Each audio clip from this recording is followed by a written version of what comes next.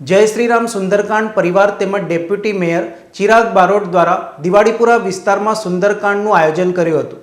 વડોદરાના દિવાળીપુરા ખાતે અવિયલ ગાર્ડન સામે વડોદરાના ડેપ્યુટી મેયર ચિરાગ બારોટ દ્વારા સંગીતમય સુંદરકાંડ પાઠનું આયોજન કરવામાં આવ્યું હતું। જય શ્રી રામ સુંદરકાંડ પરિવાર દ્વારા પરમ પૂજ્ય અશ્વિનકુમાર પાઠકના મધુર કંઠે આ સંગીતમય સુંદરકાંડ પાઠનું આયોજન કરવામાં આવ્યું હતું, જેમાં મોટી સંખ્યામાં વિસ્તારના લોકો જોડાયા હતા। ભક્તિમય વાતાવરણમાં સુંદરકાંડ પાઠના આયોજનથી ઉપસ્થિત લોકોમાં અનેરો ઉત્સાહ જોવા મળ્યો હતો। વડોદરાના ડેપ્યુટી મેયર ચિરાગ બારોટે જાહેર આમંત્રણ આપી તમામ ભાવિક ભક્તોને આ સંગીતમય સુંદરકાંડ પાઠમાં પધારવા હાર્દિક આમંત્રણ પાઠવ્યું હતું।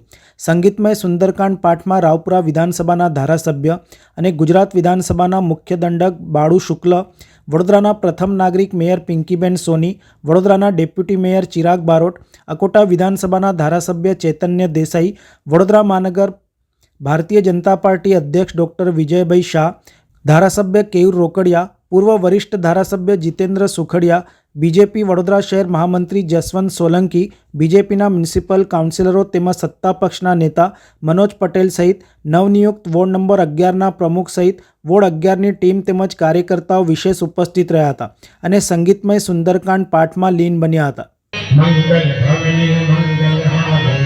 सुदशरथ अजिर बिहारी अंगद कह श्याम कारा ये संचय कछ फिरते बारा जामवंत कह तुम सब लायक कठिन तुम सब ही कर नायक कहि नीच पद सुहनुमाना राज प्रसाद है बलवाना पवन तनय बल पवन समाना बुद्धि विवेक विज्ञान निधाना पवन सुखाद कठिन जग माहि जो नहीं होय तात तुम पाहि જૂના પાદરા રોડ પર દિવાળીપુરા વિસ્તારમાં આજે અશ્વિનકુમાર પાઠકજીના સંગીતમય સુંદરકાંડનું આયોજન પઠન કરવામાં આવ્યું છે।